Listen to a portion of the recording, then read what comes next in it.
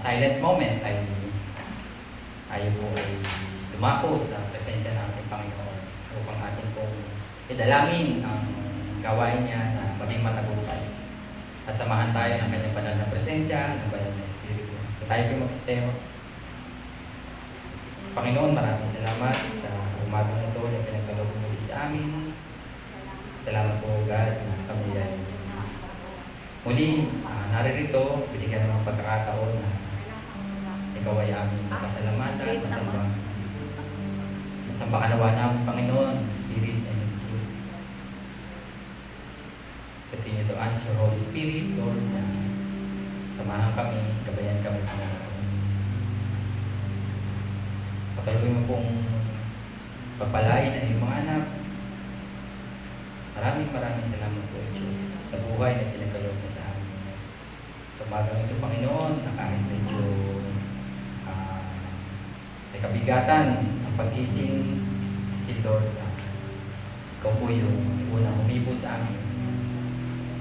Maraming salamat po. Dalangin namin, Panginoon, sa umagang ito na ikaw ay aming mabigyan ng kaluguran mula sa aming pag-aawitan. Sa iyo pong salita namin marinig, dalangin namin na kami ay patuloy na mapagpala ng iyong mga salita. Tulad ka pong kumilos sa puso ng bawat isa, manahan sa puso ng bawat isa. Salamat po, Diyos. Salamat sa patuloy mong pag-iingat, pagkagabay, pagpapala sa bawat isa at maging sa iglesia, Panginoon. Sa Holy Kalata. Salamat po, Diyos. Dalangin namin, Panginoon, ang katagumpayan ng gawain mo. Ikaw ay aming maluwalhati. Ngayong banal na pangalan ay may taas. Sa aming kalagitan, Panginoon, manahan ka, Panginoon, sa aming kalagitan. At ang iyong banal na pangalan ang siyang may taas. Ride on the wings of the praises of your people, Lord. Manahan ka sa aming pagpupuri, sa aming pag-aawitan. Salamat po, Diyos. Salamat po. Salamat po. Thank you to us, your holy presence, your Holy Spirit, Lord. Oh, we praise you. Oh, we praise you. Give you thanks, Lord. Praise you. Salamat po, Panginoon. Salamat. Sa pangalan ni Jesus, ito po ang aming dalangin. Sa nga pong malakas na palakpak sa ating Panginoon.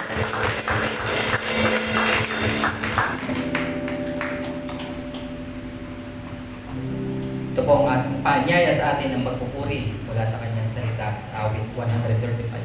Purihin si Yahweh, ngalan niya ay purihin noong kanyang mga lingkod. Ng lahat ng lingkod niyang sa templo ay pumapasok upang doon manambahan sa banal na bahay ng Diyos. Si Yahweh ay papurihan pagkat siya ay mabuti.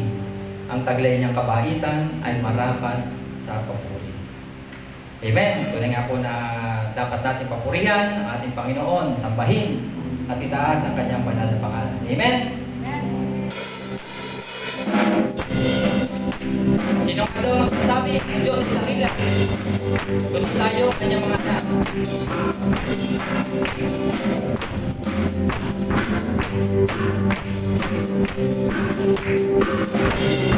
Oh, dakila aking Ama, nag-aawit sa Kanya, nilay panyanin kami sa bahay.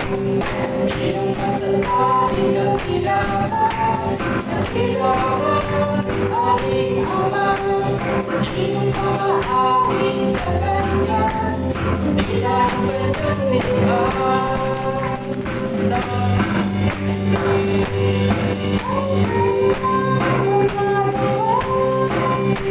purihin ang Diyos at siya ay kawitan. Ang Diyos ang hari ng lahat ng bansa.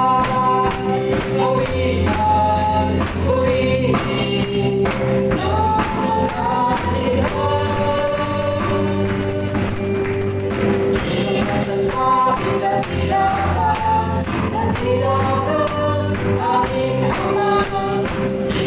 maaawit sa kanya.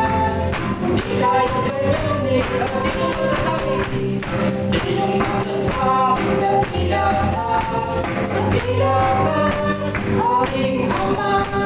Sinong maaawit sa kanya? Tila yung kanyang ikaw.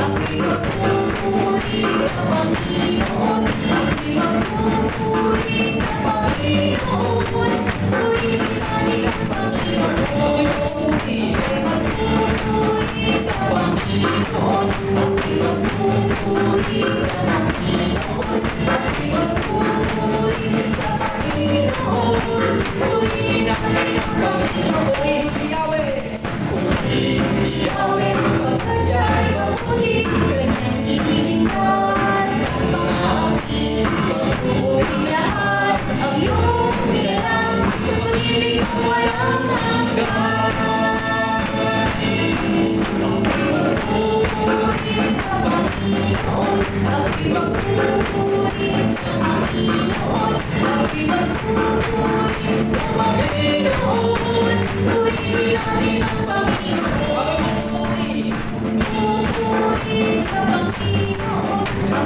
magpupuri sa Panginoon. Ako'y magpupuri sa Panginoon.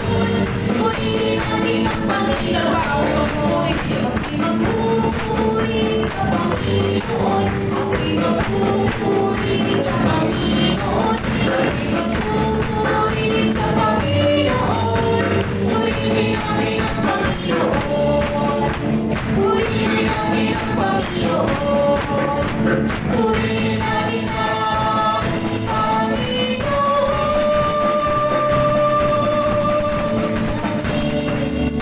Amen! Amen! Amen! Purihin natin ating Panginoon! Amen.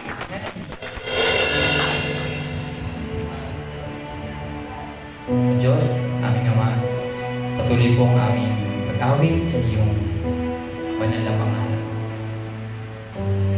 Patuloy ka pong manahan sa bawat isa, Panginoon, sa aming kalagitnaan, O God.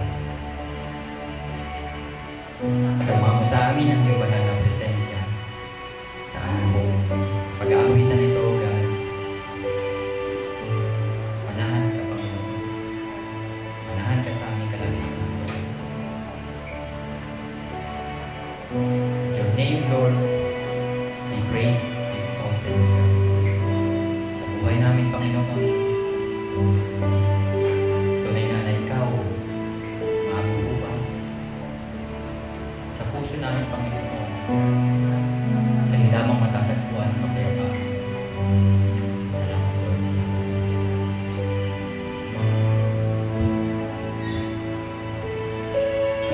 Sa buhay ko, ikaw ang bukas. Sa lahat ng suliranin ko, ikaw ang siyang lunas. Sa puso ko, ikaw ang nais.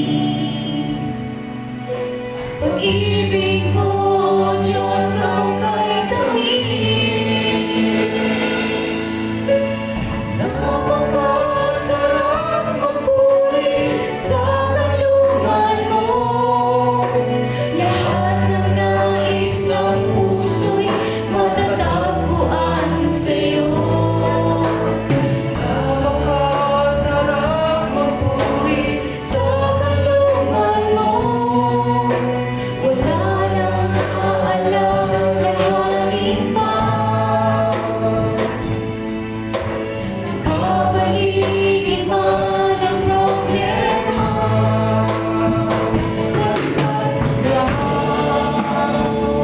Basta't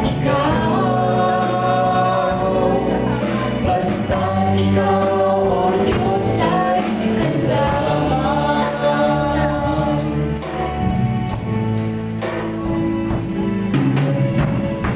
Sa buhay ko, ikaw ang bukas. Sa lahat ng suliranin ko, ikaw ang siyang lunas. Sa puso ko, ikaw ang nais.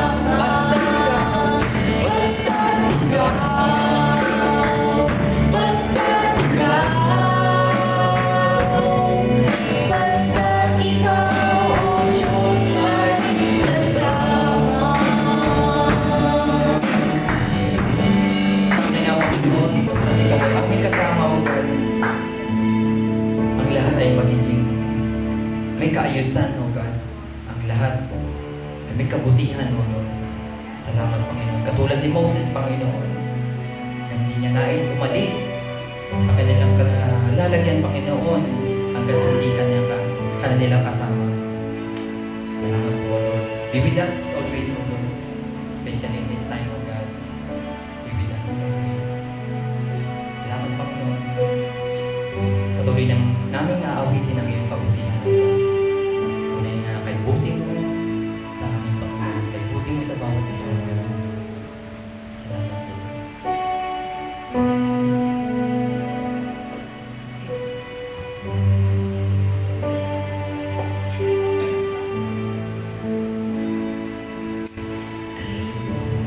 Di mo, Panginoon, dakila ka sa buhay ko, sa labis na pag-ibig mo ay naligtas ako. Hindi man karapat-dapat ay iyong tinatawag at binigyan mo parang tinig. Tinuruan mo umawit, kaya ngayon ang puso isip ko'y isang sinasambit.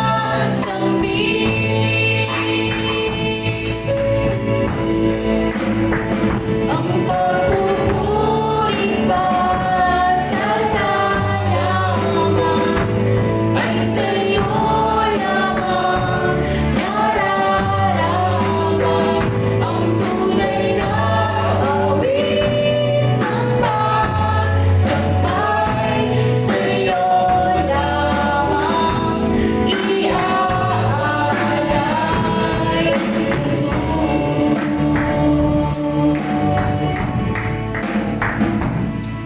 Kay buti mo, Panginoon, dakila ka sa buhay ko, sa labis na pag-ibig mo ay naligtas ako. Hindi man karapat-dapat ay iyong tinatawag at binigyan mo pa ng tinig. Tinuruan mo umawit, kaya ngayon ang puso't isip ko'y isang sinasambit.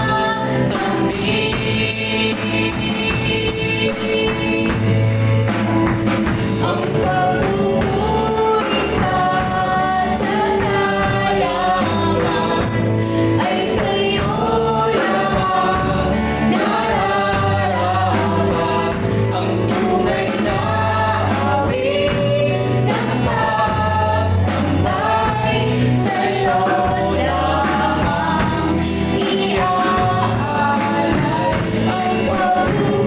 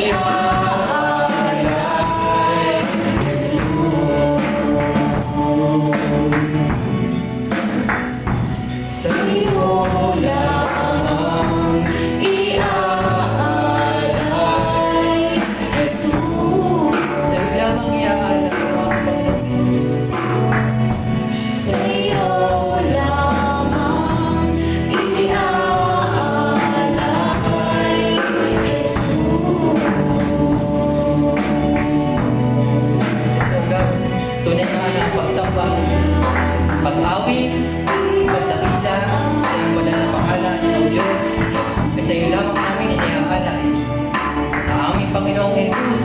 Maraming salamat po. Hindi man kami karapat-dapat, ngunit pinili mo pa rin kami, Panginoon, na pamilin niyo ang pangalan. Salamat, Panginoon, sa kapatawaran, Panginoon. Salamat, Panginoon, sa iyong kabutihan, sa mga pagpapala, Panginoon. Thank you so much, O God.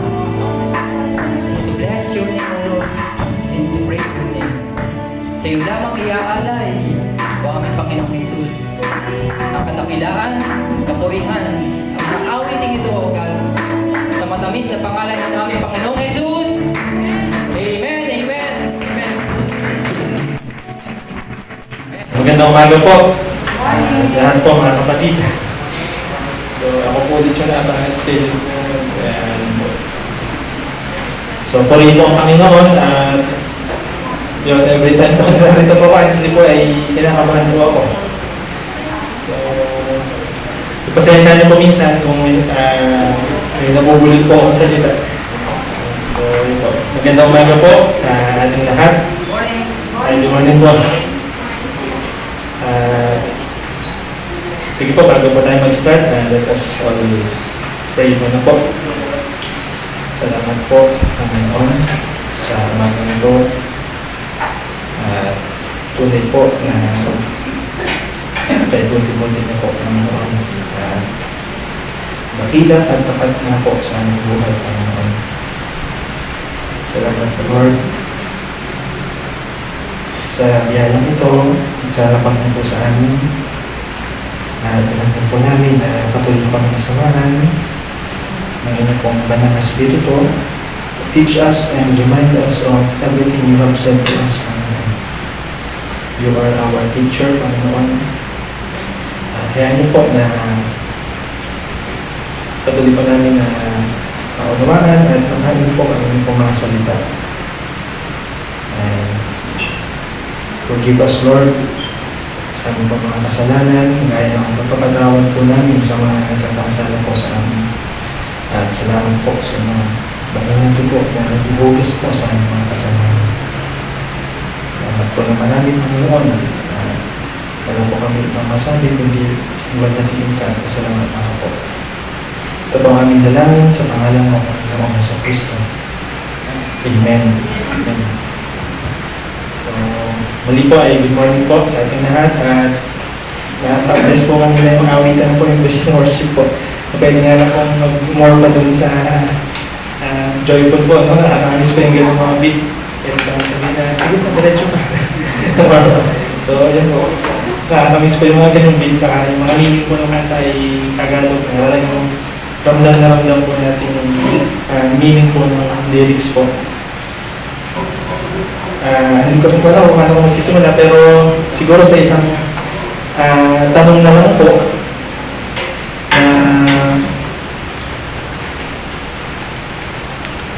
pwede niyo pong sagutin po ng pagtaas lang po ng kamay kung sakaling po. Sa tatlong questions po ito, napakinggan ko lang din naman po. Sino po naniniwala na I exist, na ako po ay nag-exist? Pwede pong taas po yung kamay yung naniniwala po na I exist. Exist po yung narito po. Amen. So, sige po. Sino pong... So, una po ay how many of you believe that I exist? Pangalawa po ay how many of you believe in me? So, sasabihin mo na, how many of you believe in me? Ayan, so, yung pagkasapilitan mo kayo. So, yung pangatlo po ay, how many of you will follow me?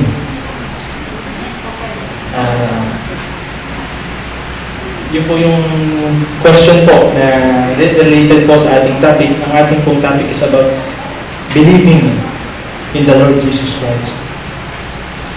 So, dito po sa ating pong mga naging Bible reading, itong mga nakaraang linggo po ay na-focus po tayo dun sa book of John, sa Gospel po ni John, the beloved disciple of the Lord. Na kilala naman po natin siya na siya po yung talagang lagi pong nakasandig sa Panginoon nung siya po ay nabubuhay pa dito po sa lupa.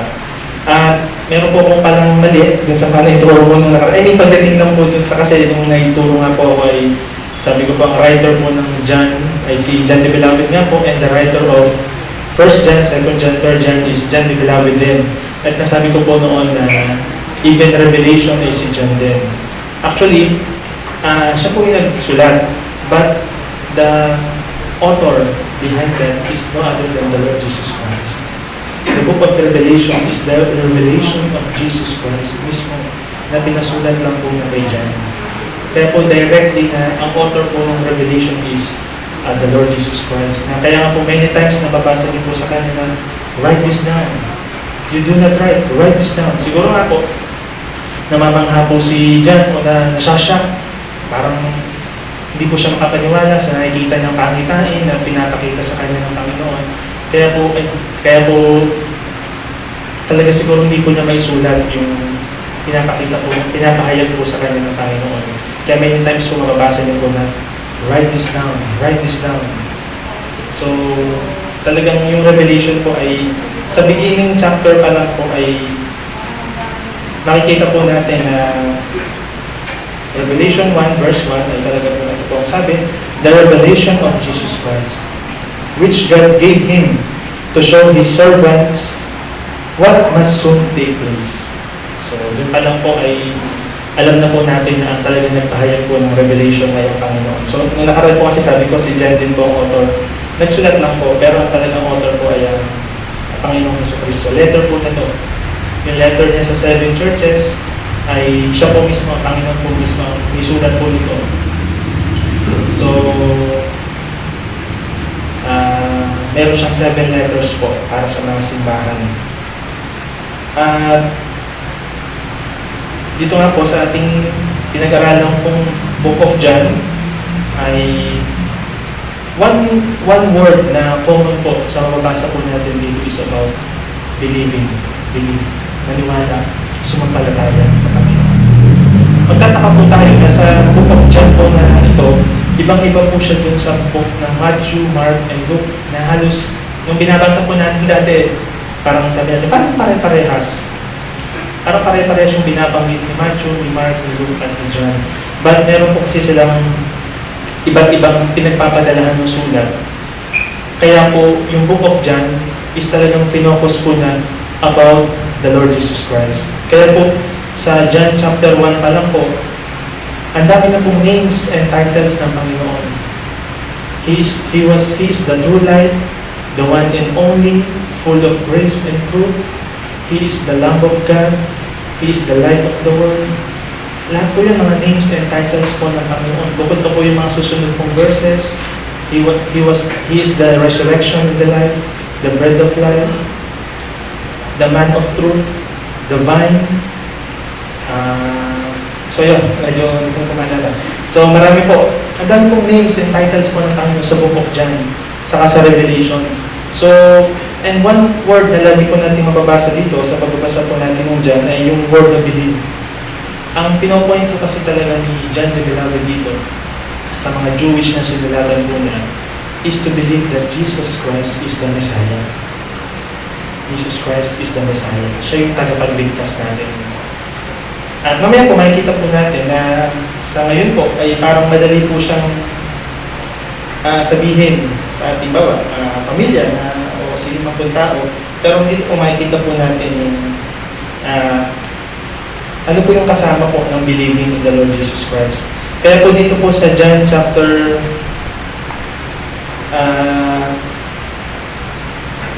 20.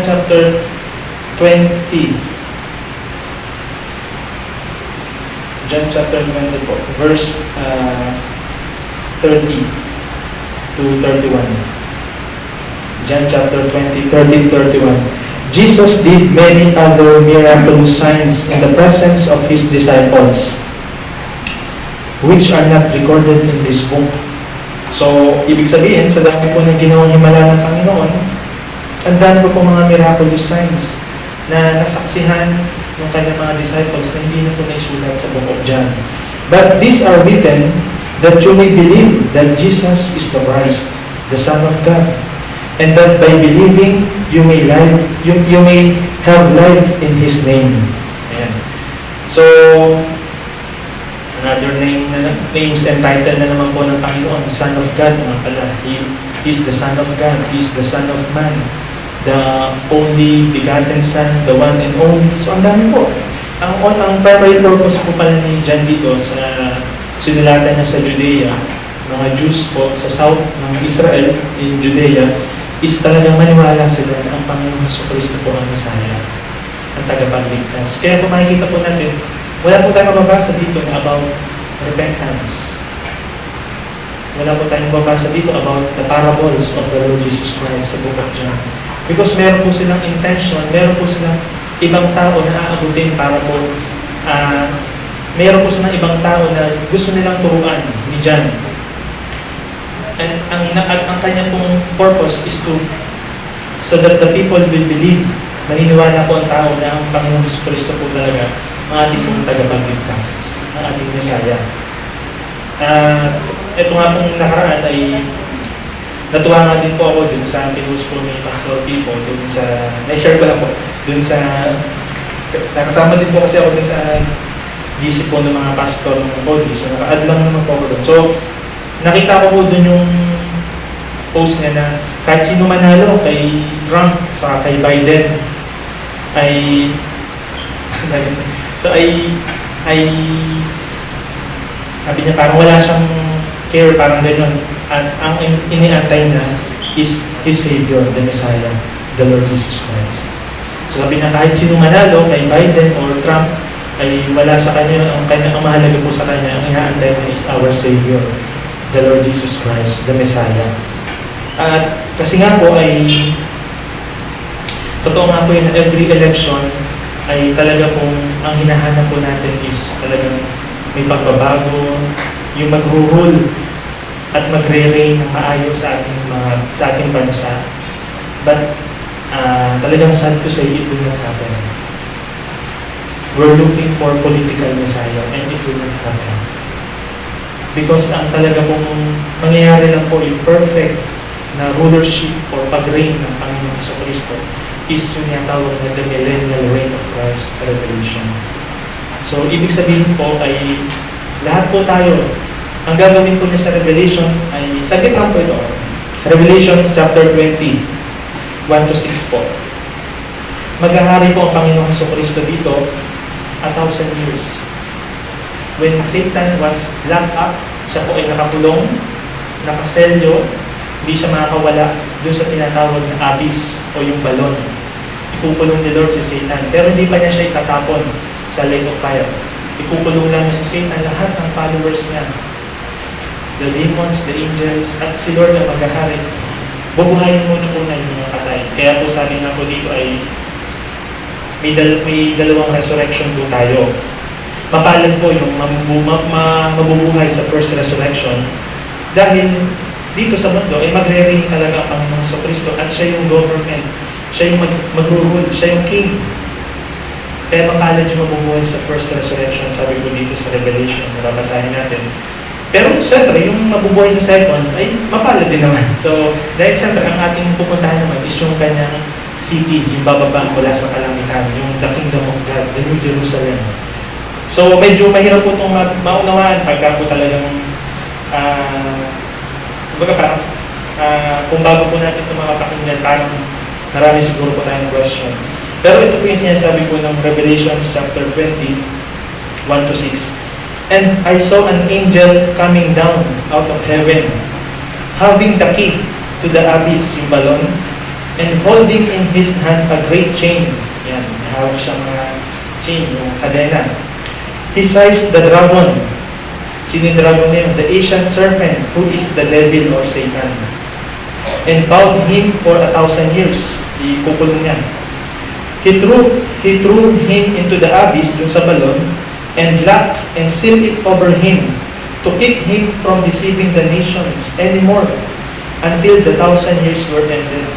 Wala pong deception, wala pong pandaraya, wala po siya magagawa. Talagang nakakulong siya dun sa abyss.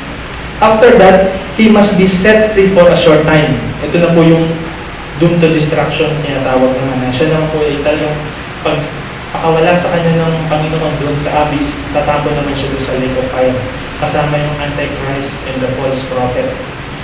So, the devil, the beast, and the false prophet. So, mamaya po yun. I saw thrones on which were seated those who had been given authority to judge. Ito. And I saw the souls of those who had been beheaded, lahat ng mga napugutan ng ulo because of their testimony for Jesus and because of the Word of God. So, dahil po sa kanilang pagpapatotoo sa Panginoong Kristo, sa pagtayo nila sa salita ng Diyos, ay nakita po ito ni John the Beloved na sila po ay, sabi po dito, they had not worshipped the beast or his image and had not received his mark on their foreheads or their hands. So ito po yung mga, kasi nga po talagang ayaw man po natin, pero talagang nasa Revelation nga po yun, na darating po yung panahon, medyo mahaba po kasi tayo, pero darating po yung panahon sa Revelation 13 po, na talagang ang tao po ay tatatakan ng mark of the beast. At sabi nga po doon, lahat po ng hindi po matatatakan doon ay hindi makakabili at hindi makakapagbenta. At ito nga po yung mga souls na nakita po ni John the Beloved na mga napugutan ng ulo dahil hindi po sila nagpalagay ng tatak sa kanilang noo, forehead, or sa kanilang mga kamay. And sabi ko nga po nung mga nakaraan, sabi ko ay ewan ko kung tumaon lang po, no? Kung tumaon lang na yung ating pag-check ng temperature ay sa forehead saka sa kamay. So, nung nabasa ko lang ito, sabi ko, ba't parang parehas nga? Pag check tayo sa water, minsan yung ulo, tapos yung kamay. So sabi ko, siguro may similarity po someday. No? So yun lang po, naisip ko. So, and they came to life. Lahat po ng mga napugutan ng ulo na yun dahil sa kanilang pagpapatotoo at sa kanilang pagtayo sa salita ng Diyos. And they came to life. Nabuhay silang muli mula sa pagkamatay. With Christ 1,000 years. The rest of the dead did not come to life until the 1,000 years were ended. So yung iba pong namatay dahil hindi naman sa Panginoong Kristo o namatay na natutulog, pumanaw na, ay hindi naman po lahat nabuhay. Pero ito po yung sabi, this is the first resurrection. Blessed and holy are those who have been part in the first resurrection. Mapalad daw po yung makakasama doon sa first resurrection. The second death has no power over them, but they will be priests of God and of Christ, and will reign with Him for 1,000 years. Makakasama po ng Panginoon yung mga napugutan ng ulo na ito, hindi pa natin alam sa panahon natin, for 1,000 years nakasama po ng Panginoon, na magre-reign po sila dito sa ating mundo. And kaya po sabi po ay, ng government ay no other than the King, who will reign and rule is no other than the Lord Jesus Christ for 1,000 years. So, yun nga po, pag wala po talagang mangyayaring panunukso, talagang si Lord po, perfect po mangyayari sa ating government po na tinatawag. Si Lord po yung magre-reign.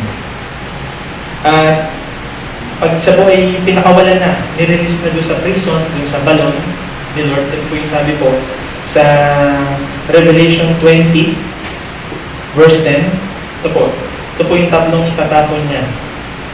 And the devil who deceived them was thrown into the lake of burning sulfur. Talagang naglalagab lang po na talagang sulfur na siguro mas mainit pa po talaga doon sa taal na ating na mga nasaksihan. And where the beast, ito po yung beast, and the false prophets had been thrown. They will be tormented day and night forever and ever. Doon po sila itatapon ng Diyos. Yung false prophet na talagang nagpanggap, the Antichrist or yung beast, yung false prophet na nakasama na talagang inutusan po itong the devil and the devil, Satan itself. They will be thrown. Kaya nga po meron nga po ditong parang connection na nabanggit. Narinig ko din naman po ito. Yung devil po is may parang tawag po dito is the unholy trinity. Unholy siya. Yung devil, yung beast and yung false prophet. So parang kung katumbas naman yan sa Holy Trinity is God, kalaban ng devil, kalaban ng Antichrist is the Lord Jesus Christ, and kalaban ng false prophet is the Holy Spirit. So, ayun po yung mangyayari. Kaya po, totoo po na talagang yung sa millennial reign of Christ po na ito ay ito po yung talagang nasabi ko na perfect na paghahari dito sa mundo. But dito po tayo sa topic natin. Pasensya na po. Sa John na po, sa John. Ito po. Sa Book of John ay makikita po natin na nung binabasa ko po ito ay talagang, kahit po ako parang sabi ko nga po ay talagang nung sa po ang Panginoon sa akin at talagang tinuturuan po niya tayo sa pag-aaral po ng salita ng Panginoon. Dito po ay ano po natin ng konting parang English po na translation. Kasi nga po dito po sa John po ay naisulat po siya sa Greek noon. Nung tinranslate po sa ngayon sa English. At meron nga daw po dun sa Greek po ay kumbaga po ay may dalawang klase po ng tenses. Una is that aorist. So, hindi naman ito mahalaga. Aorist. A-O-R-A-R-I-S-T. Aorist. Parang ganun. So, ibig sabihin po ay once only. Once lang. So, ito, mamaya po, maliwanag ko po. Ito po yung sa verb po natin sa English is yung past tense. No? At another naman po is yung sa Greek po na translation is yung present continuous tense nga po. Na sa ating pong English na kasalukuyan, ibig sabihin po ay going on doing something. So parang kasi nga po, lahat daw po ng past tense natin ay nag-end minsan sa D, diba? ED, ganyan, nalagyan natin, believe or save, yan. So, but pag yung word na nakakita daw po natin is ends with S, believes, breathes, ganyan, saves, ganyan. So, yung mga nag-end daw po sa S, ay yun po yung pag tinranslate daw po nga sa original translation ng Greek is yung ibig sabihin po is goes on. Believes. Parang ganito po. Medyo hindi po kasi ako English teacher kaya hindi po gano'n nagpaliwanag. Pero ito po yung parang thought niya. Halimbawa nga po sa John 3:16. Ito po. Ay for God so loved the world. So yung love po ay talagang nangyari na po noon na past tense that He gave. Talagang ipinadala na po niya yung kanyang bugtong na anak, the only begotten Son, that whoever believes. So, yun daw kung believes na yun, na pag tinranslate po sa present continuous tense is like goes on believing. Goes on believing. Ibig sabihin, continuous yung ginagawa. Kaya po, sinabi po dito ay that whoever goes on believing will have eternal life. Amen. So, di ba ang ganda pong pangako ng Diyos? That whoever believes shall not perish but have eternal life. Amen. So, hindi ko na mabigyan ng example po. So, yun na lang po. Ano? Yun po ibig sabihin ng mga nag-e-end po sa S. Ibig sabihin, goes on believing. Parang ganyan. So, dito po ay, so sa ating po pagta-translate dito po, sa mga nabasa po natin, may susi na po tayo para mas lalo po natin maunawaan to. Kagaya po dito sa ating nga pong babasahin, ay dito po sa sinabi po ni John the Baptist sa John chapter 3 verse 36 ay ito po yung sinabi po ni John the Baptist sa John 3 chapter 36. John chapter 3 verse 36. Whoever believes in the Son has eternal life. So ibig sabihin, whoever goes on believing in the Son has eternal life. But whoever rejects the Son, so whoever But whoever goes on rejecting the Son will not see life, for God's wrath remains, or yung agay yung sinabi ko, goes on remain, parang ganun po, remain on Him. So, dito pa lang po, sa pagbabasa po natin, makikita po natin na dito po sa mga ginamit na verb po na nagsulat po nito ay talagang continuous tense po siya na goes on believing, goes on rejecting. So, yung mga tao po nagpapatuloy na sumampalataya sa Panginoon, nagpapatuloy, ay talagang will receive eternal life, will not perish. So, ang ganda po ng pangako sa atin ng Diyos. At yung naman po mga goes on rejecting, ay will not see life. So, nakakalungkot. I-connect po natin yung mamaya kung bakit, no? Hindi naman po sila dinesign ng Diyos o pinapoint ng Diyos ang mga tao talaga tayo mga panganak. Hindi talaga po. Dinesign po ang hell talaga, ang hell ng impyerno, para po talaga sa mga angels, sa mga demons na nagrebelde sa Diyos sa kalangitan. But ang dami po niyang naging followers na talagang nag-disobey sa Panginoon. At dito nga po sa babasahin po nating verse ay hindi po pinapoint ng Panginoon tayo na mapahama. Kaya nga lang talaga po ay meron po talaga ang tao na sariling decision. Sige po, atin pong basahin. Nakikita po natin yung lawak po ng kabutihan ni Lord. At mamaya po, makikita din po natin yung ating pong gagawin po. Sa 2 Thessalonians po, babasahin ko lang po sa Tagalog.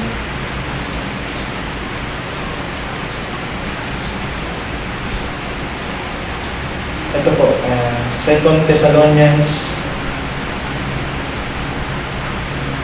chapter 1 Thessalonians po, chapter 4.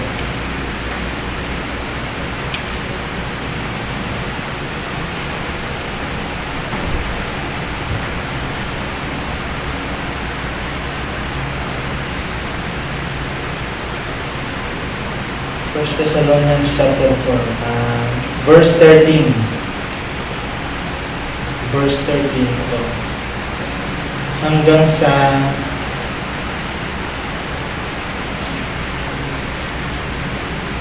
ito po mga kapatid, sorry po. Dito po ako. Ito po.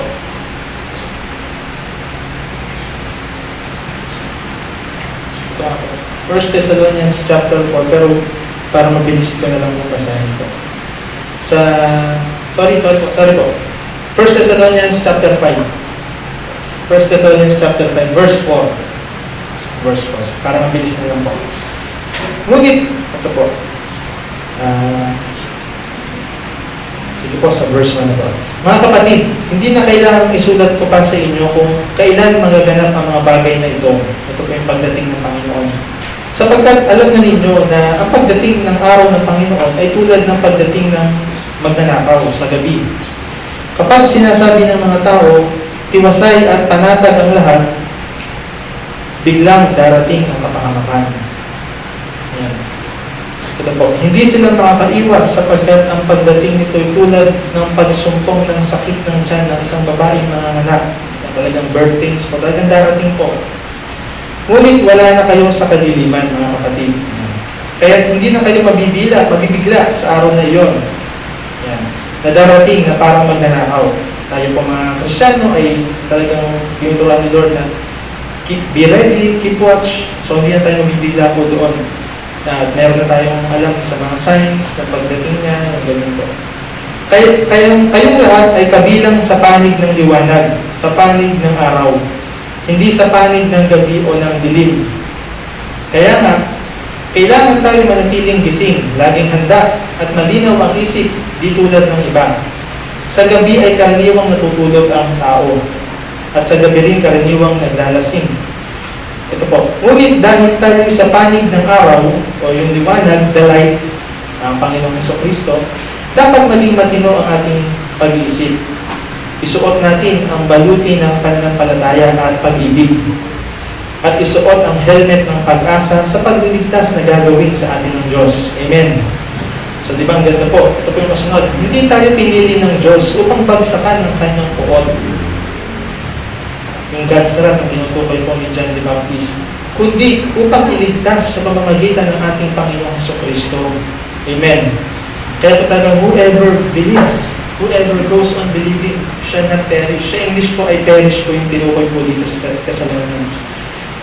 Namatay siya para sa atin upang tayo mabuhay na kasama niya.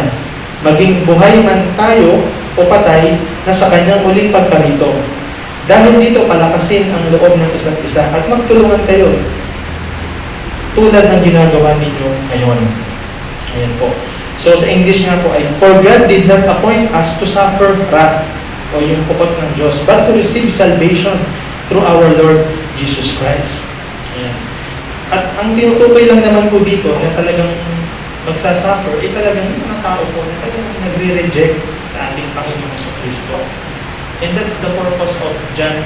Kaya po niya sinulat yung Book of John para ang tao maniwala na ang Panginoong Jesus ang tagapagligtas. Kasi nga po, ay ang kanila pong pinaniniwalaan doon na kumbaga ang kanilang hope is sa emperor that time, sa Roman Empire. So sa emperor ng Rome, si Julius Caesar. Kaya po, pag naniwala ka sa Panginoon Jesucristo during the time, mababasa niyo po sa 1 John, ay titiwalag na nila sa kanilang sinagogue. Kung Hudyo tayo, na tayo ay sumasamba sa isang simbahan doon sa templo, at napangaralan tayo tungkol sa Panginoon Jesucristo at sumampalataya tayo sa Panginoon, ititiwalag tayo doon sa kanilang sinagogue. So, ganun po ang kanilang persecution. At pangalawa po ay, tingnan po natin sa gano'n. Yung may, tandaan niyo po yung may pinanganak po na hindi po nakakakita, na pinagaling ng Panginoon, na pinagaling ng Panginoon sa araw ng Sabado ng pamamahina. At tinanong siya ng mga tao na, sino nagpagaling sa iyo? At talagang pinukulit siya ng mga chief priest, yung mga tao po doon. At pinatawag pa yung kanyang nanay. At yung kanyang nanay ay parang nagsasafe, playing safe, parang he is of his age, parang nasa tamang edad siya. Siya tanongin niyo, wag na po. Kasi alam niya na matitiwalag sila sa synagogue. Buksan po natin saglit sa John po. Ito po, sa John chapter 9.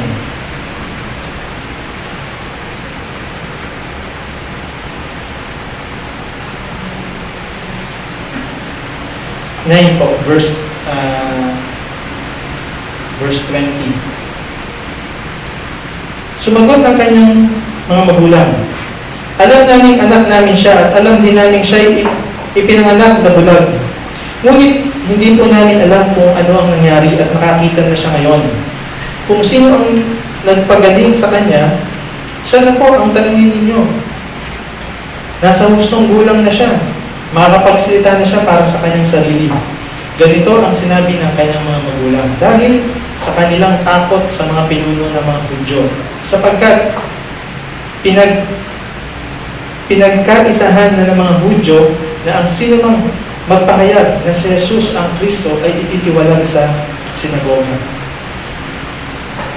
At ito ang dahilan kung bakit sinabi ng kanyang mga magulang, siya'y nasa hustong gulang na siya ang tanungin ninyo. So, parang natakot din po yung nanay parang, kumbaga po ay nag-playing safe na siya. Siya lang po tanungin ninyo kasi alam po nila na sino man tayo magpahayag na ang Panginoong Jesus ang Kristo that time. Talagang pinipersecute po nila.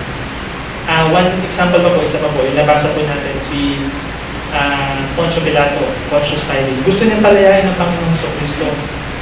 Kasi alam niya, sa pagtatanong niya kay Lord, wala siyang makakita ang pagkakamali. At kung makikita po natin, every time na tatanungin ng Panginoon, kung nanahimik siya, hindi siya nagsasagot. Pero pag tatanungin, are you the Son of God? Yes, I am. Are you the King of the Jews? Yes, I am. Basahin niyo po from the Gospel of Matthew to John. Hindi siya nahimik pag tinatanong siya kung bakit siya pinadala doon para parusahan. Pero pag tatanong siya, are you the Son of God? Are you the King of the Jews? Doon na siya nasagot. Yes, it is as you say. Lagi pong gano'n. Yun po ang gusto ng malaman ng Lord sa mga tao na siya yung hari na ating tagapagligtas, siya yung Messiah. Kaya po dito po sa John chapter, saglit na po, John chapter 19. Ayan, 19. verse 12.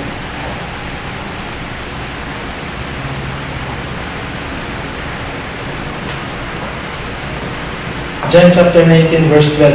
Nang marinig ito ni Pilato, naghanap siya ng paraan upang palayain si Jesus.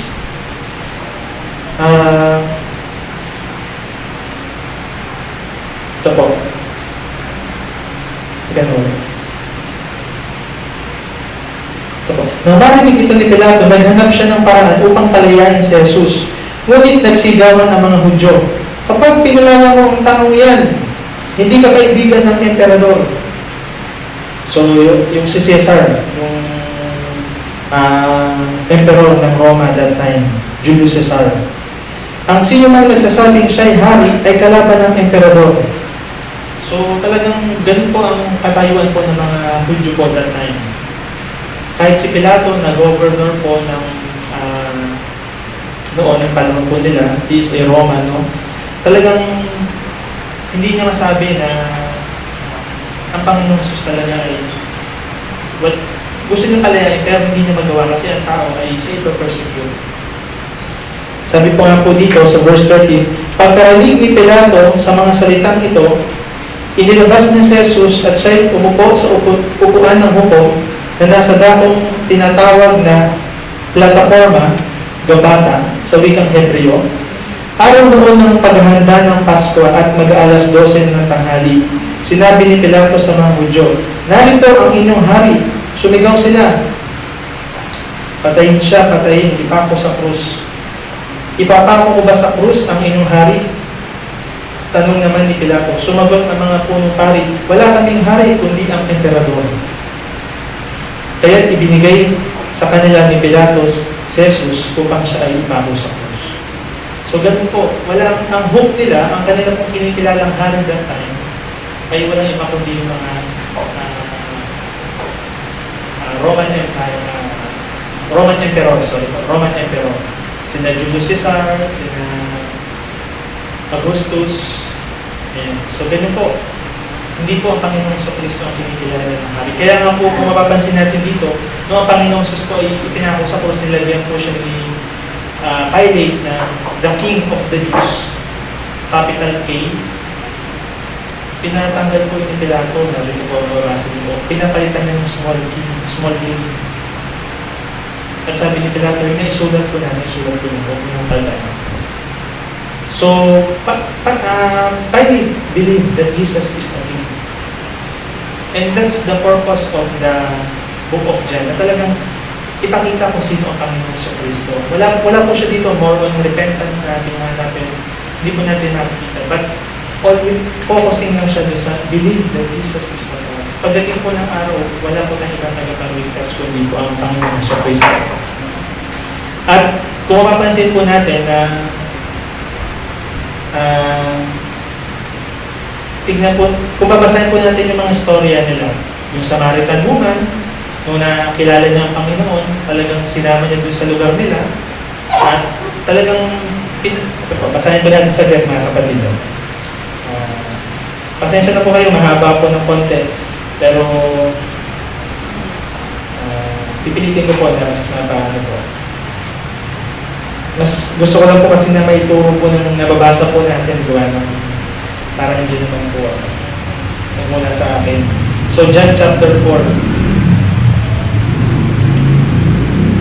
John chapter 4 verse 39. Maraming Samaritano sa bayang iyon ang naniwala kay Jesus dahil sa patotoo ng babae. Ito po. Sinabi niya sa akin ang lahat ng aking ginagawa. Talagang sinabi ni Lord sa kanya na yung kinakasama mo ngayon ay hindi mo asawa. So, na-convict siya doon sa kanyang kasalanan ginagawa ko noong that time. Kaya pumunta sila kay Jesus at nakiusap na tumigil muna siya roon. At tumigil nga siya roon sa loob ng 2 araw. Stay po ang Panginoon. At marami pang sumampalataya nang mapakinggan siya. Pagkatapos, sinabi nila sa babae, naniniwala kami ngayon, hindi na dahil sa sinabi mo, kundi dahil sa narinig namin siya. Alam na namin siya ang tagapagligtas ng sangkatauhan. So, nung mapakinggan po nila si Lord, Noong una, kinikwento ng Samaritan woman at namamangha na sila, pero kung si Lord na mismo ang nag-stay sa kanila for 2 days at talagang pinakinggan po nila ang Panginoon, ay naniwala na sila. Sa English po, He is the Savior of the world. Another name and titles of the Lord dito po sa John, Savior of the world. He is the Lamb of God. Sinabi rin ni John, who takes away our sins. So lahat po yan talagang tungkol po para paniwalaan natin na si Jesus po ang ating tagapagligtas, ang ating Kristo. Whoever believes, whoever goes on believing in Him shall not perish but will have eternal life. So, marami pong proofs. Isa na lang po, para hindi naman po masyadong mahaba. Si Andrew na lang po. Yung disciple po siya ni John the Baptist noong una, pero nung nakita niya si Lord, sumunod siya kay Lord, naniwala siya na si Lord yung Messiah, nakausap niya, at tinawag niya yung kanyang kapatid si Peter. Ayan. Sa John chapter 1, verse 35 po, hanggang 42.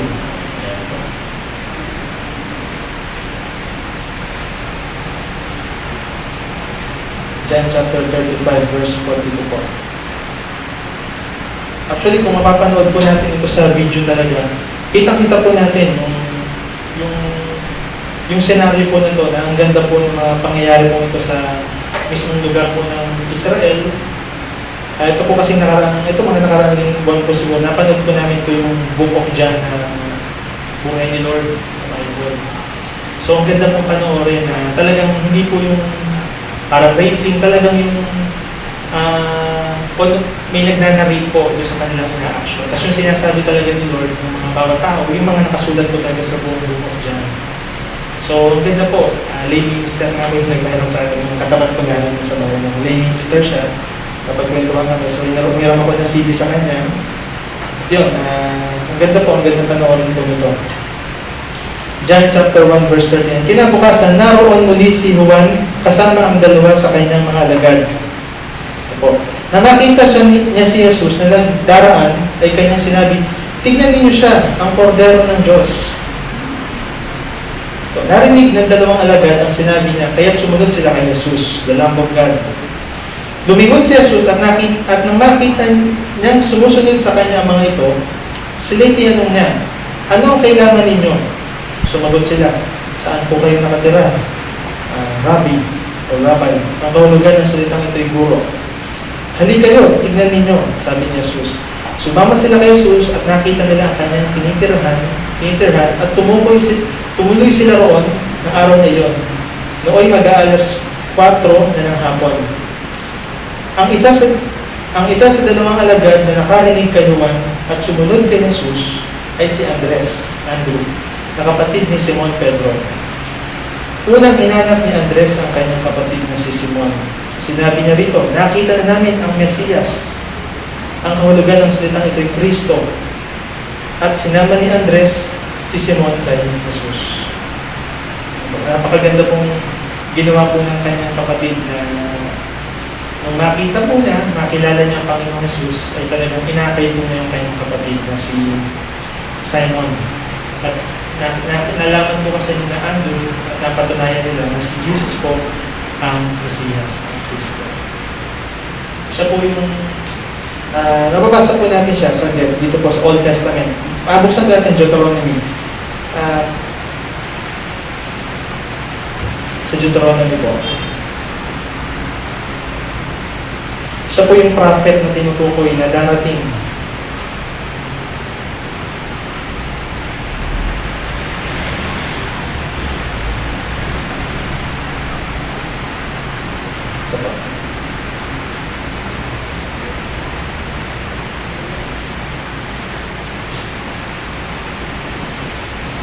Sa Deuteronomy chapter 18 verse 14 hanggang sa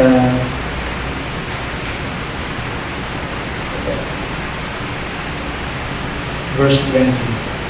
Deuteronomy 18, 14 to 20.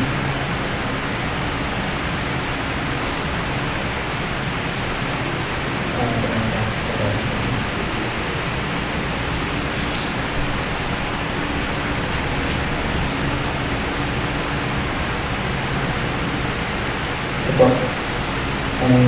Ang mga bansang inyong sasakupin ay sumusunod sa mga manghuhula at mga naniniwala sa mga agimat. Ito po yung sasakupin na ng mga Israelita ang Kanaan, ang bansang Israel. Na mga tao po doon ay talagang naniniwala o sumusunod sa mga manghuhula o agimat. Subalit, ang mga ito'y ipinagbabawal sa inyo ng Diyos ninyong si Yahweh.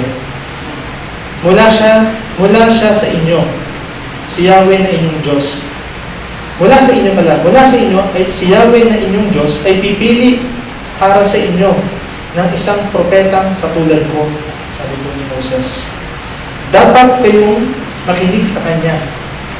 Ito ang kasagutan sa hiling ninyo kay Yahweh, na kayo'y nagkakatipon sa Sinai, ang sabi ninyo, huwag mo nang iparinig pang muli sa amin ang tinig ni Yahweh, at nipakita ang kakilakilabot na apoy na ito, sapagkat tiyak na mamamatay kami. Sinabi naman niya sa akin, tama ang sabi nila, kaya mula sa kanila, pipili ako para sa kanila ng isang propetang tulad mo, Moses. Sasabihin ko sa kanya ang aking kalooban at siya ang magsasabi nito sa mga tao. Sino mang hindi makinig sa kanya na nagsasalita para sa akin ay mananagot sa akin. Ngunit ang sino mang propetang magsalita para sa ibang Diyos o kaya magkunwaring nagsasalita para sa akin, subalit hindi ko man inatasan, ang propetang tulad niyon ay dapat patayin. Ayun po. So, ang pinaka-point po natin dito is talagang ito po yung sinabi po ng ating Ama kay Moses para sa mga Israelita na mula sa inyo ay magre-raise up ako ng isang prophet na katulad mo na susundin niyo siya, na magpapahayag sa inyo ng kalooban ko. And it is no other than the Lord Jesus Christ. Kaya po, sabi nga po ni Lord ay nagpapahayag ako hindi mula sa aking sarili. Kung nagtetestify ako mula sa aking sarili, may testimony is not valid. But may testimony ay galing po sa Ama, nagsugo sa akin. So, kung makikita po natin, talagang parallel po ang Old to New Testament. Talagang it speaks about the Lord Jesus Christ. Marami pong proofs na kahit si Lord mismo, binuklat na to sa mga taong kausap niya, na ako yung pinadala mula sa sinabi ni Moses, ako yun. So, marami pong proofs po, mga ganun.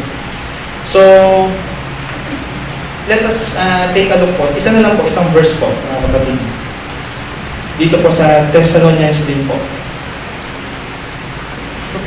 1 Thessalonians 5:19. Ito po yung sinasabi po na talagang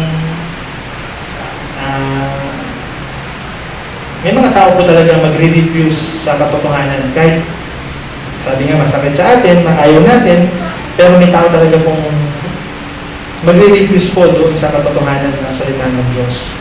Talagang, ayun po, nakakatakot din po yung pangyayari na ito. Sa 2 Thessalonians chapter 2,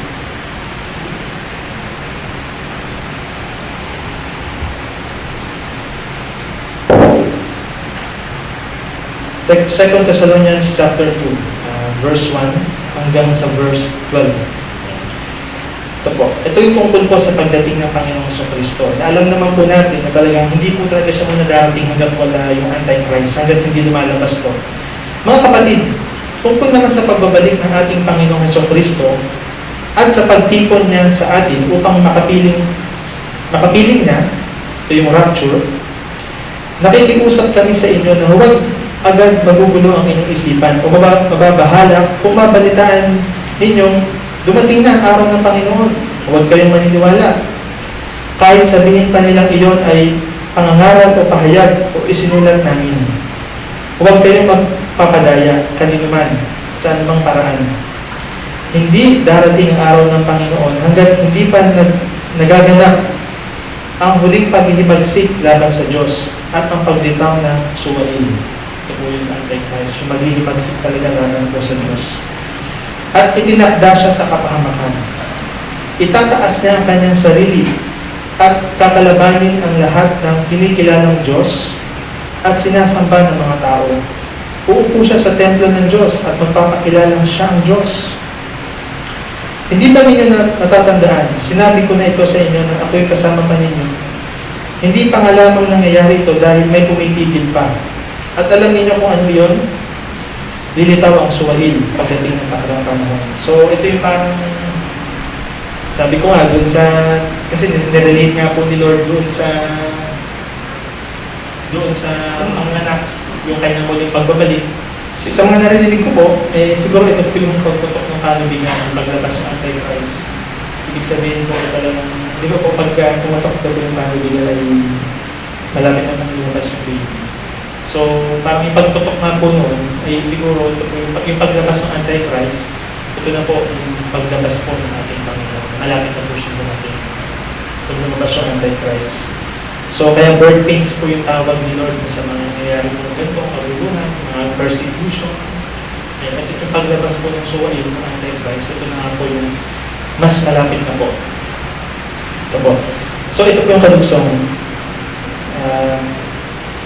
Ngayon pa man ay gumagawa na siya. Ito po. Hindi pa lamang nangyayari ito dahil may pumipigil pa. At alam niyo kung ano iyon. Lilitaw ang suwail pagdating ng takdang panahon. Ngayon pa man ay gumagawa ng mga hiwaga ng kasamaan at mananatiling ganyan hanggang hindi naaalis ang umahadlang sa kanya. Kung maalis na ang umahadlang, malalantad na ang suwail. So ngayon may pumipigil pa pala sa Antichrist na para lumabas ngayon. Ngunit pagdating ng Panginoong Jesus, ito po, papatayin niya ang suwail. Bubugahan niya ito ng hininga mula sa kanyang bibig at pupuksain sa pamamagitan ng kanyang nakakasilaw na liwanag. Paglitaw ng suwail, taglay niya ang kapangyarihan ni Satanas. Ito po yung sabi ko. Gagawa siya ng lahat ng uri ng mapanlinlang na mga himala at kababalaghan. Gagapit siya ng lahat ng uri ng pandaraya sa mga papahamak. Ito po. Dahil ayaw nilang mahalin ang patutuhanan na makakapagligtas sa kanila. Makakapagligtas sana sa kanila. Dahil dito, hahayaan ng Diyos na sila'y malinlang ng espiritu ng kamalian at maniwala sa kasinungalingan. Ito po yung nakakatakot. Sa gayon, mapaparusahan ng lahat ng natuwa sa paggawa ng kasamaan sa halip na maniwala sa katotohanan. Ang sabi po dito ay, sa English nga po, ay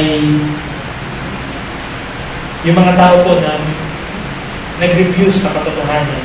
Sabi po dito, they perish because they refuse to love the truth and so be saved. Yung katotohanan sana na makakapagligtas po sa mga tao. Talagang nakakaawa po, ayaw naman po natin, pero siguro talaga may mga ganito pong tao na magre-refuse talaga po sa katotohanan na sana ito po yung makakapagligtas sa kanila. Kaya po sabi dito, for this reason, because they don't love the truth, for this reason, ang Diyos mismo ang magpapadala sa kanila ng powerful delusion so that they will believe the lie, so that all will be condemned who have not believed the truth but have delighted in wickedness. So, kung babasahin po talaga natin, parallel po siya dun sa mga sinasabi po talaga ng talagang ang Bible po, connected po. So, kaya po, ayun, ang ating po mga ginagawa sa ngayon ay ating mga pamilya, ay kamag-anak, ay unti-unti natin gusto may sama sa Panginoon. So, sinasama ko nga na po saan namin yung namin ni Chef. Ayaw mo po sa mga ganyan. So, unti-unti po nating mahal natin sa buhay kasi talagang ito po yung nakakapagligtas po sa atin. Sa ngayon, hindi po natin magawa sa ngayon yung ating mga paghayo. Pinlano nga po natin dito bago mag-lockdown kasi nga po ay wala naman siguro problema sa atin na mangaral. Kaya lang yung mga tao po makakasalamuhan natin kung pabahayan. So kaya in our own personal way, hindi man dito sa ngayon, sa ating paligid, ay ginagawa po natin na siyempre yung mga kaibigan natin, mahal natin sa buhay, gusto natin madala sa Panginoon. Sana po, sa awa ng Diyos, next year ay pwede na ulit yung mga ganong gawain. So, masisimulan ulit natin yung mga dati natin ginagawa. Amen? So, nakaraan nga po, nakapag-meeting na nga po dito, March 15, tala ko si Tero, si Kuya Lito. Kaya lang yun na, kinabukasan ay lockdown na. So, ngayon, hindi natin magawa po. Pero, kagaya po ni Andrew, na wala siyang ibang ginawa, kundi isama yung kapatid niya, na natagpuan ko na ang Mesiyas, ang Kristo. at doon unang naging tagasunod ng Panginoon si Peter. Sumampalataya siya sa Panginoon sa Kristo. Next is Philip and Nathanael. So, ayan po. Yun po yung sinasabi ko na talagang ang ating pong gagawin ay part din po ito ng last days bago dumating ang Antichrist ay global evangelism. Ipangangaral ang gospel ng karyan ng Diyos sa lahat ng tao. Pero, ang nakakalungkot po, yung mga tao mag-refuse sa katotohanan. But wala tayong ibang part na gagawin, hindi share yung katotohanan sa mga tao. Yung pagkilos ng Diyos ay hindi natin makakontrol. Kaya po ito po yung sinasabi ko po na nakakalungkot po yung sinabi po na ayaw nila maniwala sa katotohanan, ang Diyos mismo magbibigay sa inyo ng spirito ng kamalian upang paniwalaan yung mga kasinungalingan. Yun yung nakakatakot. Na akala mo totoo yung pinaniniwalaan mo. Akala ng mga tao, totoo yung pinaniniwalaan, pero yung pala kasinungalingan. Dahil mismo ang Diyos ang nagpadala sa kanila ng spirito ng kamalian. Dahil they refuse to love the truth. And so, be saved. Sabi ko dito, and so that all will be condemned who have not believed the truth but have delighted in wickedness. At yung believe na po yun is yung sinasabi ko dito is yung Panginoon sa Kristo. Talagang ating tagapagligtas, the Messiah. So, siguro po, sa susunod na lang po. Pero yun. Ito na lang po, last na po. Nowadays po, siguro madali na po sa atin ngayon sa tao maniwala doon sa Panginoon sa Kristo. Because of the history, the Bible, sa daming yung time na yun kasi medyo mahirap tanggapin ang Panginoon sa Kristo siguro sa kanila kasi nagkatawang tao siya na kagaya natin, kagaya nila, ng mga Hudyo. Simpleng tao din po kagaya nila. Anak ng isang carpenter, sinilang mula sa Nazareth, kumbaga po nagmula sa Nazareth, so sa Bethlehem siya nagsilang po, nagmula sa Nazareth, at mahirap siguro sa kanila na paniwalaan, kahit yung mga kapatid niya ayaw maniwala sa kanya. But later on, naging mga tagapagsulat din po ng Biblia, si James at si Jude. So kahit yung mga kapatid niya. So, ayun po, ang point ko is talagang sa ngayon siguro madali po dahil kilala ng mga tao kung sino ang Panginoon sa Kristo. But what about the truth na kagaya po nito, sa Book of Acts natin tingnan, ang pinapangaral nila is when we believe in the Lord Jesus Christ, kaakibat nun is repentance. And that is one of the parang mahirap sa tao ngayon is repentance. Kung titingnan po natin sa message po ni Paul sa Acts chapter 20, last 2 verses na po ito. Parang din mo ako nakakabago. Acts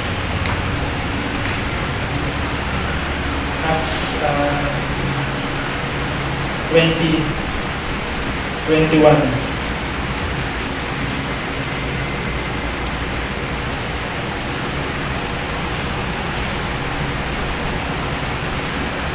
Gawa 20:21. Maging Hudyo o Griego man ay pinangaralan kong tumalikod sa kasalanan, manubalik sa Diyos at manalig sa ating Panginoong Jesucristo. So, ito po yung tinuturo ni Paul na sa mga tao na mag-repent, tumalikod sa kasalanan at magbalik loob sa Diyos, manalig kayo sa Diyos, manalig kayo sa Panginoong Jesucristo. So, kasama po dito sa pangaralan po nila is yung repentance na. Kasi that time po ay iba po yung pinopoint out ni John. Kasi kalaban nga ng that time is, kalaban niya is the Roman Empire. Kaya pinapatutunan na hindi yan ang magdidigtas sa inyo ng Panginoong Jesucristo. But in the book of Acts na ang Panginoong Jesucristo umakyat na sa langit, pinananahanan na sila ng banal na spirito nila po. May kasama ng repentance yung kanilang pangaral. At ito po yung last na sinabi rin ni Paul. Yung sinabi niya, hindi ako nagdi-disobey sa heavenly vision sa English. Sa Gawa 26. Gawa 26.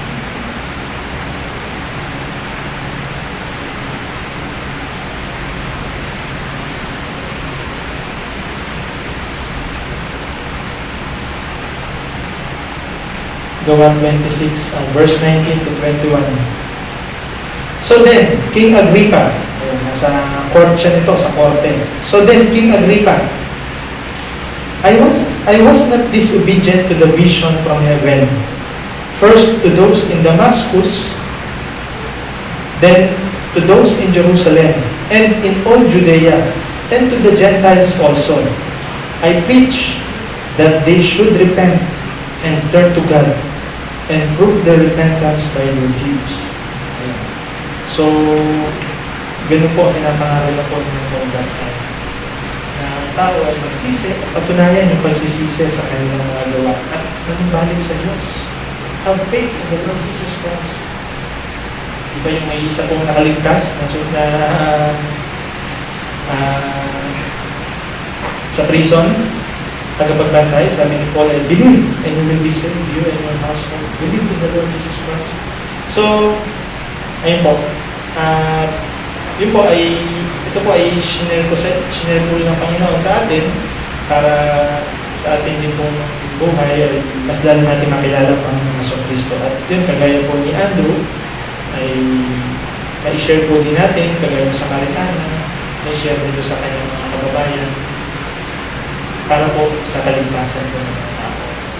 So, hindi na po siguro para sa numbers ng ating hindi po para sa mga tao po tayo malaman nila yung pagkakaroon paano sila maligtas. So, I apologize, hindi ko po magawa ngayon yung paghahayag gano'n. Pero sa awa ng Diyos po, pag next year po ay okay na po. So yan, siguro po ay pray tayo, sama-sama po tayo. So, kaya masabi ko kay Kuya Josh, nung napunta po yung nakaraan, sabi ko, pwede ba sa TikTok yung baka nirecord na ako dito sa church kung akong part ko, post ko sa TikTok. Pwede po rin, 1 minute. So yun, ano po mamaya. Hindi ko alam. Yung message lang po na 1 minute na. So, ganun po. Yun po. Sana po ay may natutunan po tayo sa salita po ng Diyos. Sige po, let us all pray po. Salamat po, Panginoon. Muli tayo sa inyong mga salita. Ipinapakilala niyo po sa amin kung sino ka po. Sa mga names and titles niyo po, you are the Lamb of God, you are the Savior of the world, you are the only begotten Son. Lord, salamat po na kami po ay nakakilala sa inyo. Nalaman po namin ang katotohanan ito na ikaw po aming tagapagligtas. Patuloy po nawa kami po maging matatag sa rin po ng mga nangyayari sa mga panahon ito. Samahan niyo po kami ng inyong Espiritu ng biyaya Panginoon na magpalakas po sa amin. At sa inyong mga salita na patuloy po magpalakas sa aming pananampalataya. Ma-encourage po kami na you will bring us salvation. Salamat po at mga po ay patuloy po kami bigyan po Panginoon na kalakasan mula po sa inyong banal na Espiritu. Nais po namin puspos Panginoon kagaya po namin ng mga. Salamat po. Ito po ang aming dalangin sa pangalan po ng Panginoon sa Kristo. Amen. Amen! Sige po.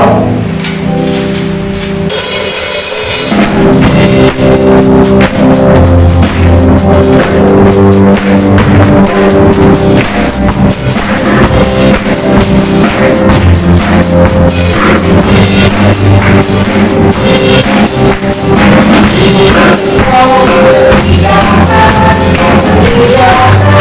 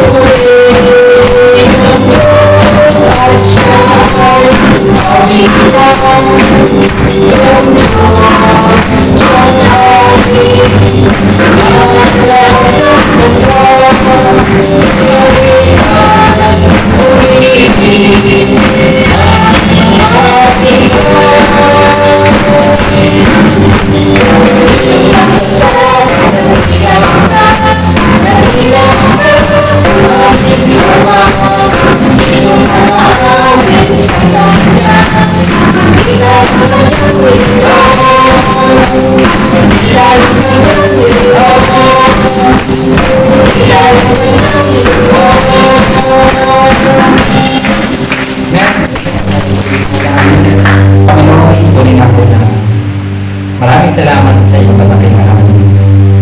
At kami po ay mga nilikha ay patuloy na sasambitin ang iyong katakilan. Ang iyong kabutihan. Maraming salamat po, Diyos. Sa iyong salita, Panginoon, maraming salamat po. Tunay nga na ikaw lamang o aming Panginoong Jesus ang makakiligtas sa amin. And we continue to teach us, Lord, to continue to believe in your name.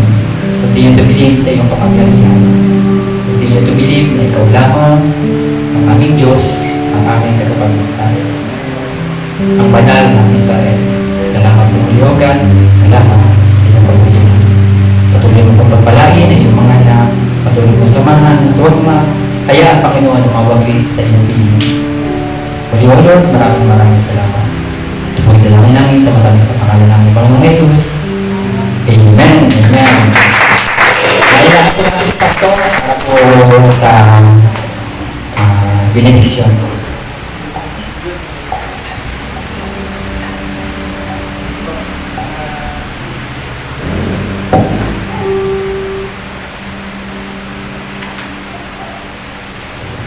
Po mga kapatid, taas po natin ang ating mga kamay. May God Himself, the God of peace, sanctify you through and through. May your whole spirit, soul, and body be kept blameless at the coming of our Lord Jesus Christ. The one who calls you is faithful, and He will do it. And the grace of our Lord Jesus Christ be with us. Tanggapin po natin sa ngalan ng Ama, ng Anak at ng Espiritu Santo, sa pangalan ng Panginoong Kristo. Amen. Amen.